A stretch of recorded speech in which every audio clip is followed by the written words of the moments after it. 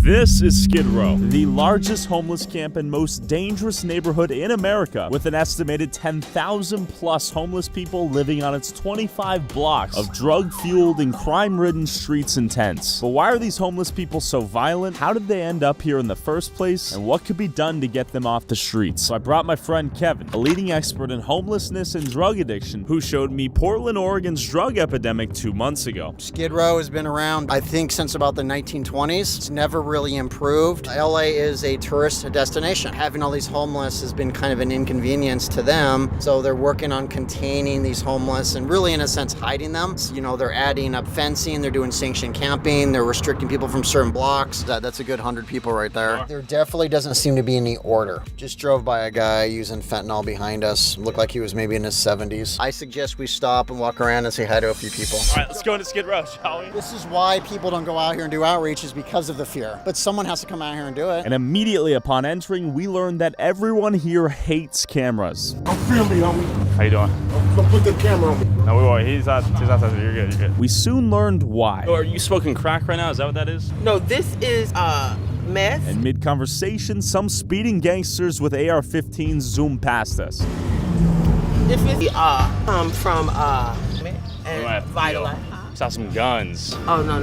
ARs in the back of the car. We saw AR-15s. We're gonna walk out, guys. Thank you so much for talking. Stay safe, okay? Hold on, retreat. Real talk. Saw AR-15s in the back of the car. Something going down a couple blocks away, and yes, it's good that we walked away. Well, there are a lot of gangs in the area, and we unfortunately encountered a gang. And then we stumbled upon this dude lighting a pipe. Hey there, how you guys doing? How you doing? I love y'all. Oh, what's up? Hey, Pasha, watch it.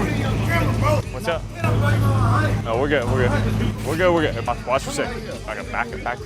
My name's Kevin. How you doing? We only meet good out here. Yeah. We're good to chat. The block leader pulled up on us and basically forced us to give him a $20 protection fee. After we agreed, everything calmed down. My name is Jeremy Johnson. Jeremy Johnson. Yes, sir. Okay, you were just lighting up something. What was that? I just lighten up. The day is a beautiful day. Jeremy. People's out here is in sheep clothes just like they nice. Blah, blah, blah. They is not nice. Who are those people? Who? Them is the demons. Is that us? Like her. She really got a sheep. She a sheep. She a human sheep. How long you been homeless out here, brother? That's the demons. The blacks. Look at him. Look at him, y'all. All they do is cuss. Look at him. He's a demon.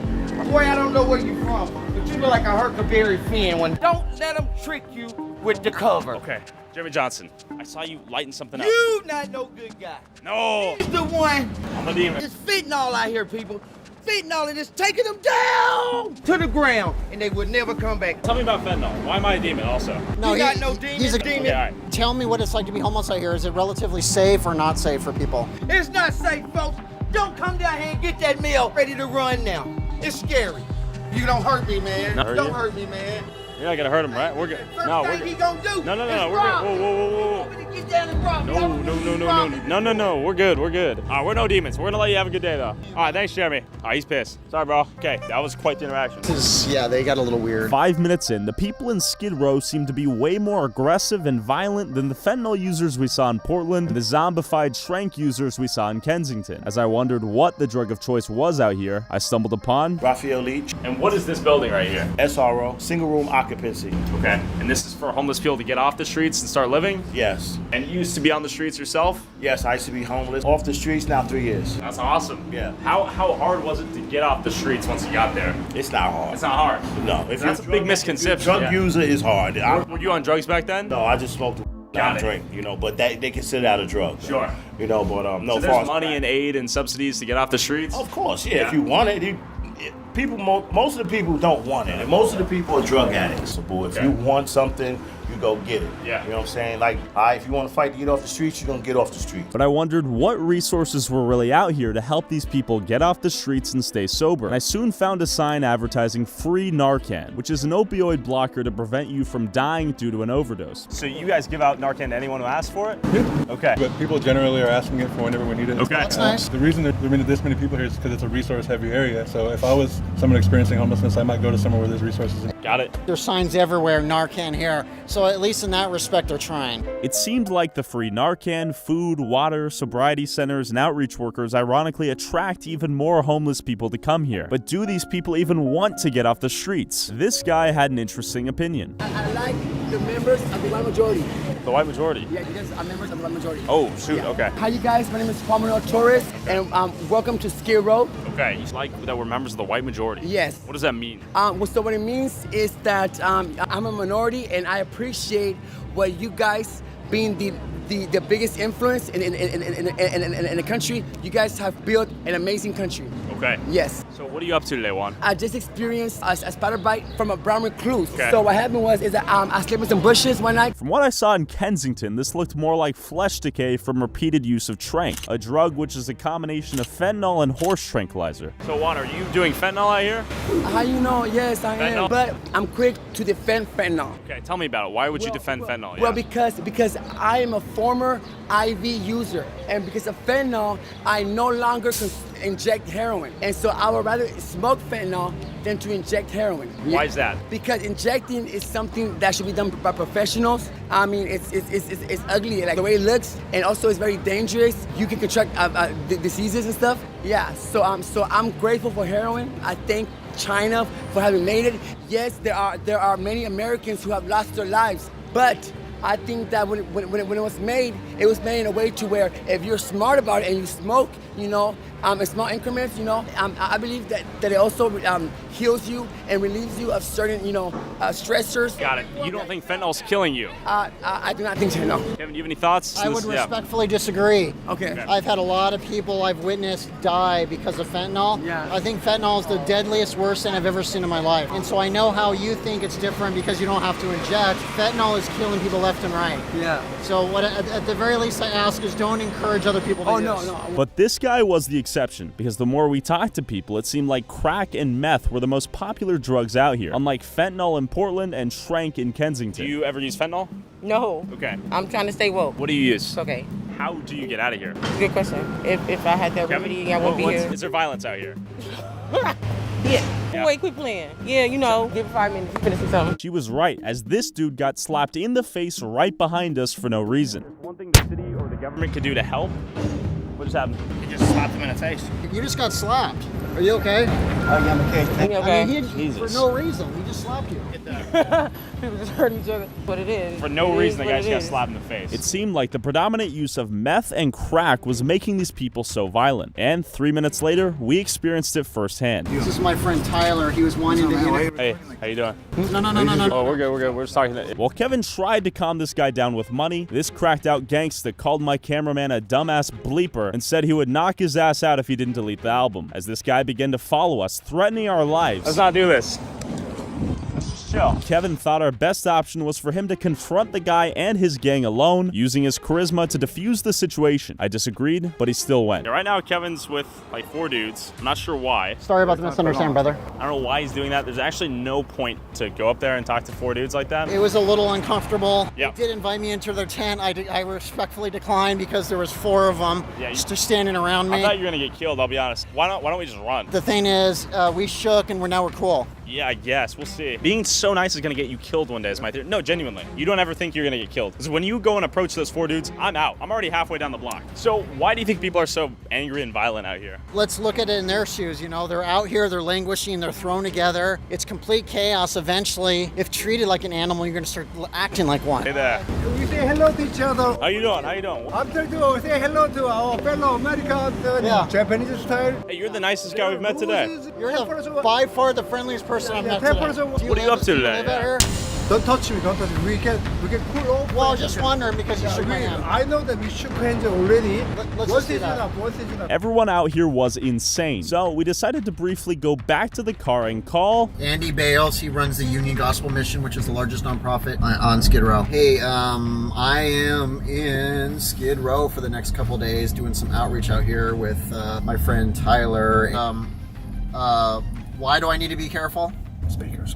Because people will flat out take your camera, pull a gun on you, rob you, attack you. Could happen. It's happened to my camera guys before. We've had guys say if you don't tell your cameraman to put his camera away, We'll shoot you. After this conversation, Kevin was convinced that him going back out alone would build more trust with these homeless people than all three of us together. And for whatever reason, I agreed. That is really good advice, and he basically just gave us a warning. Just tread carefully. Right now, we're gonna send Kevin off into the wild. How you feeling? I'm pumped. This is what I'm good at. I can't wait. Do some one-on-one interviews with the homeless Skid Row and just kind of learning the truth. This was the last time Kevin Dahlgren was ever seen. Okay, that's just like seriously bad luck, dude. If anything happens out there, who should I give what to? Give everything to my girlfriend. That's so nice of you. Yeah, because I love her. And Kevin, you know the risk of your job, and I wish you the best of luck, genuinely. K-Dog out. All right, Kevin is officially in the wild. He has the phone, he's gonna record. We're gonna get some B-roll of the surroundings. With Kevin as a foot soldier in the trenches, we surveyed the periphery and waited on standby to rescue him if necessary. Do you just want to share with me what it's like to be homeless out here? To me, it seems like a man-made trap, really. That's interesting. Yeah, this isn't a natural occurring area. I came here motivated. I don't even remember what I came out here thinking. Now I'm like, if I think about it, I want to get off the streets. Where do I even sign up? Been put in the hospital numerous times for violence. Yeah, 2 types of internal bleeding. This is like poisoned. It's real twisted out here, actually. But all these businesses shut down, boarded up, walled up. As dusk approached, we noticed more police around the area. And little did we know, Kevin was conducting his final solo interview. How long have you been homeless out here? I've been homeless here for a year. Burn something up. So what? They can suck it on the road. You wasn't born on the 7. Somebody's schizophrenic. Yeah. You ain't got Bible. Waste all the fucking dope on Chris. It's true. Betty and heroin. You lucky on Sunday night. With 20 minutes of no response from Kevin and him nowhere to be seen, I suspected he had been kidnapped by the gang leader we met earlier. So, out of desperation, I called him. Making sure Kevin is alive. Hey, Ty. Hey, you doing good over there? Yeah, I'm kind of in a weird sketch situation. I gotta go right now. Maybe let's peel in. Let's see if we can find him. My fear of Kevin being kidnapped seemed to be the reality. As we drove circles around Skid Row, Kevin was still nowhere to be seen, and nightfall was approaching. If we couldn't find him by night, Kevin was as good as dead. There's walls. They're fencing people in. Also, you can see fences right here. Fences about to be put up. That is a crazy concept. And then, out of nowhere, we found Kevin. I see Kevin. He's right there on the corner. Lord, Kevin, what did we miss? This guy showed up out of nowhere, popped out of his tent, and he was holding a hatchet. And he was spinning it around, and he was kind of threatening me with it because he didn't know who I was. I offered him a soda, but he just wasn't having it. He says, I want to invite you into my tent. And I said, okay. All of a sudden, he turns to me and said, are you a cop? Ooh. And I'm like, no, I'm not a cop. He said, well, how do I believe you? I said, I guess I can't prove it. And he said, I know how you can prove it. So he pulled out a pipe, he lit the meth pipe, and he literally shoved it towards my lips and said, I need you to inhale right now. And nobody else said a word. I'm like, I'm not going to do that. He says, well, that means you're a cop. And then he whistled to someone who came over and guarded the tent. And I'm like, well, look, just because I'm not choosing to smoke meth doesn't make me a cop, right? And he said, then you need to smoke this. I said, I'm not going to do it. He kind of hit a pipe and blew it in my face. Basically touched my lips. I don't think I'm high, but I certainly have a headache. Should we take you to the hospital? No, it's just meth. So then I had the bright idea, I could show him my latest media interview where I housed that family in Bend, Oregon. Smart. So I played it for him, and that changed everything. They said, whoa, you're an outreach worker. You did good work. So all of a sudden they said, look, you're in our inner circle now, you're cool, but you need to leave now. And he said, you will guaranteed be assaulted out here. You will lose your wallet. You will be beaten up. You need to leave now. They weren't trying to scare me. They were warning me, do not be there at night. He said beatings and murders are so common. Oftentimes you just turn your back and next thing you know, there's a person on the ground dying. Someone jumps out of a tent, he described it, and will just stab you with a knife and jump back into the tent. And Kevin, do you think we should go back there at night? I've done middle of the night outreach hundreds of times. This may be no different. This is just arguably the most violent place I've ever been to. It's inevitable we're gonna see something tonight. But I was surprised to see that it was unusually empty out here, with the occasional straggler on the streets, endless fencing, and the occasional scream. I mean, it's interesting. Several cops patrolling the area, and 1 or 2 clusters of tents with people relatively tired or trying to sleep at the very least. There's something evil in the air. There's tons of activity, tents on left and right of us. Definitely some deals going on. But what is the solution to fix this hell on earth? I called the president of the largest nonprofit in Skid Row to find out. What is the solution, if any? How does this get solved? As a friend of mine says, people don't come to live on Skid Row, they come to die. Murders have gone up 47% in the last year. We need a FEMA-like response. We need for everybody who's on the streets who's willing to come in. And then we need immediate, innovative, affordable housing options like mobile homes, container homes, 3D printed concrete homes. More than 50% of all street homelessness is in California. If you guys don't get that FEMA-like response, what does the future of LA's homelessness crisis and Skid Row in particular look like? Well, 6 people died today from complications of homelessness, mostly overdose deaths in LA County. And 6 more will die tomorrow. We need to be humiliated by our collective failure and do something different. Also, whoever has the most viewed TikTok or YouTube short using a clip